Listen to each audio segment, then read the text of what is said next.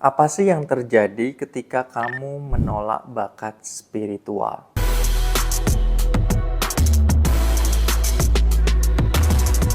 Sadar nggak sih, di antara kita mungkin sudah punya bakat sedari lahir. Ya, setiap manusia sebenarnya sudah punya bakat. Hanya saja bakat itu ada yang sudah muncul atau bakat itu masih terpendam, masih terkunci. Ketika bakat itu muncul, maka banyak gejolak-gejolak atau tanda-tanda yang dimunculkan. Nah, tapi bagaimana ketika kita menolak bakat itu atau tanda-tanda itu, sehingga mungkin kita mengabaikan tanda-tanda yang muncul karena kita sebenarnya menolak bakat spiritual itu. Mungkin kita ketika mendengar kata spiritual akan langsung mengkaitkan dengan dukun, dengan cenayang, dengan orang yang berbau klinik, mistik, gaib, dan lain sebagainya. Padahal spiritualitas adalah ketika kamu sudah kembali menjadi manusia seutuhnya. Ya, kenapa? Karena manusia itu pada dasarnya tidak menjadi manusia yang seutuhnya. Dia menjadi versi dari orang lain, versi dari dogma dan doktrin yang ditanamkan oleh lingkungan, sehingga dia tidak menjadi originalitas dirinya sendiri. Lalu apa saja dampak yang ditimbulkan ketika kita menolak bakat-bakat spiritual? Yang pertama, biasanya kamu akan mengalami kondisi sakit yang berkepanjangan, misalnya pusing, itu bisa sering pusingnya ketika kamu bergaul dengan si A atau ke tempat tertentu, atau mungkin kamu berkunjung ke teman kamu yang sakit, balik dari tempat tersebut bertemu dengan orang tersebut, setelahnya kamu jadi lemas, kamu jadi loyo, kamu jadi pusing. Nah, itu adalah tanda-tanda bahwa kamu sebenarnya sudah menyerap energi dari orang itu dan dari tempat itu. Ketika energi ini kamu serap yang negatif, maka tubuhmu tanpa kamu sadari itu seperti low vibrasi, itu seperti baterai yang lowbat, capeknya minta ampun, pusingnya luar biasa, sudah diminumin obat tetap masih pusing. Nah, kamu perlu menyadari tanda hal itu. Ketika kamu bisa menyadari itu, kamu bisa mencari cara untuk memulihkannya. Ya, tentu bukan dengan medis, karena itu bukan penyakit medis, tapi secara ruhani atau spiritualmu yang perlu ditingkatkan. Yang kedua, pekerjaan, karir, bisnis, kamu mengalami penurunan yang drastis. Dan ada saja hal-hal yang membuat hidupmu dalam mendapatkan rezeki itu ada halangannya. Mau ketemu sama seseorang gagal, mau closing orangnya banyak mikir, kemudian mau dapetin pekerjaan cuma selesainya di interview misalnya gitu, habis itu entah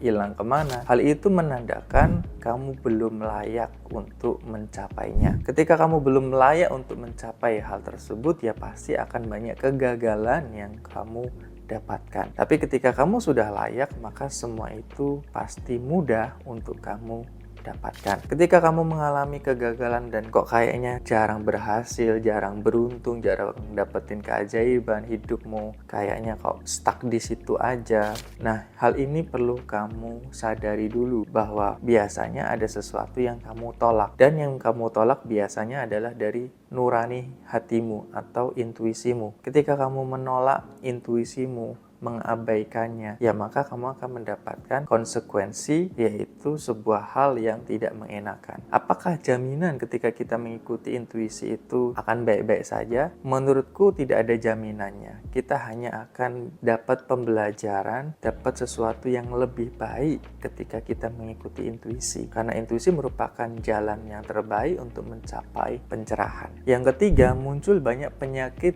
yang aneh. Kenapa aneh? Kadang ketika kita diperiksakan ke dokter, di ronsen, dicek, itu kayak tidak ada penyakitnya, dan penyakitnya kadang di luar nurul.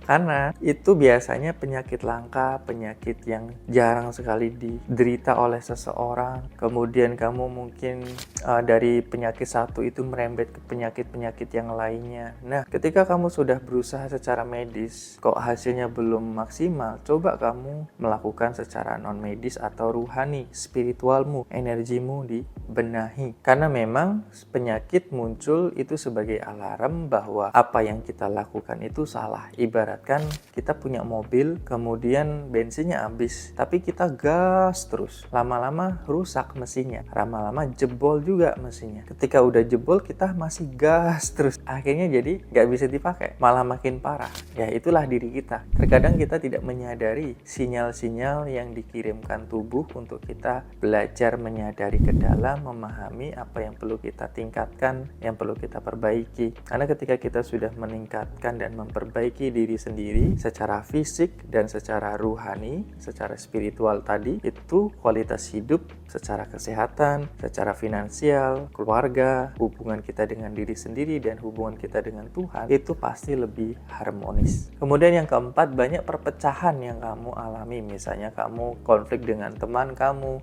dengan pasangan kamu, akhirnya jadi mungkin berpisah, akhirnya tidak bersama lagi. Intinya banyak dijauhi oleh teman-teman kamu. Nah, hal itu menandakan ada dua, entah kamu lebih baik atau kamu lebih buruk. Ketika kamu lebih baik, biasanya akan datang teman-teman atau relasi yang lebih baik. Tapi kalau tidak ada, ya berarti kamu sebenarnya sedang mengalami kemunduran, ya sedang mengalami sisi stuck di situ secara energi. Ketika ini sudah kamu beresin, nanti biasanya kamu akan bertemu atau dipertemukan dengan orang-orang yang lebih baik lagi. Kalaupun memang teman-temanmu yang dulu adalah yang terbaik, biasanya akan dipertemukan lagi dengan kesadaran dan sudut pandang yang lebih baik. Kemudian yang kelima, kamu sulit untuk mencapai kesejahteraan, sulit mencapai kesuksesan, dan sulit untuk bisa bahagia. Meskipun uang kamu banyak, harta kamu berlimpah, tapi kayaknya kok hampa, kayaknya kok kosong, stres aja terus yang dirasakan. Dan mungkin bukannya happy, bukannya menikmati, ya kamu tidak bisa menikmatinya, tidak bisa bahagia. Mungkin perasaan yang kamu rasakan adalah bukan kebahagiaan, tapi rasa senang. Nah, rasa senang itu biasanya sesaat. Ketika udah hilang, efeknya ya sudah kembali menderita. Tapi kalau bahagia itu long term, jangka panjang. Mau kamu dalam kondisi apapun, kamu tetap tenang, kamu tetap happy, tetap bersyukur, tetap damai secara batin. Jadi di sini tidak ada gejolak. Pikiran pun jadi tenang. Itulah kebahagiaan. Tapi kalau kamu belum merasakan seperti itu, bisa jadi yang kamu rasakan adalah kesenangan sesaat. Jadi penting untuk kamu meningkatkan kualitas atau energi spiritual kamu, sehingga kesadaran kamu jadilah semakin meningkat, energi kamu semakin bagus, bersih, dan kamu akan bertemu dengan orang-orang, dengan relasi, dengan hal-hal yang membuatmu bahagia. Bahkan kamu tidak butuh hal-hal yang di luar dirimu untuk bisa bahagia. Kadang kita bahagia tanpa syarat. Nah, ketika kamu dihadapkan dengan hal-hal tersebut, saran saya, kamu tidak perlu menolak hal tersebut. Kamu terima dulu. Kamu ikuti intuisimu. Ketika misalnya kamu bertemu dengan seorang guru, belajarlah dengan guru tersebut. Ketika intuisimu mengarahkan kemana, ikuti saja. Tidak perlu ditolak, tidak perlu dipertanyakan. Karena itulah yang terbaik biasanya. Tapi jika kamu masih ngeyel dengan dirimu, masih egois dengan dirimu sendiri, tidak mau mengikuti apa yang nuranimu, hatimu katakan, biasanya akan diperburuk, akan semakin banyak kejadian-kejadian atau hal-hal yang semakin membuatmu jadi kapok. Karena manusia itu kalau belum nyungsep, belum mentok, dia masih ngeyel orangnya. Dari zaman Nabi Adam sampai sekarang ya seperti itu. Kadang dia butuh mengalami hal itu dulu, baru dia sadar. Tapi kalau menurutku lebih baik kita mencegah daripada mengobati, atau lebih baik mempersiapkan daripada kita memperbaiki. Kalau mempersiapkan berarti kita kan sudah dari jauh-jauh hari untuk menghadapi tantangan yang akan terjadi. Nah, biasanya intuisi kita sudah ngasih tahu untuk menghadapi itu kita butuh apa. Misalnya butuh ilmu. Butuh ilmu itu kita perlu belajar. Ketika kita belajar, kita dapat pemahaman. Ketika menghadapi hal tersebut, kita jadi lebih santai, jadi lebih nyaman, tidak terpengaruh oleh kondisi, oleh keadaan, oleh konflik internal. Kita jadi lebih rileks dan enjoy dalam menjalani hidup.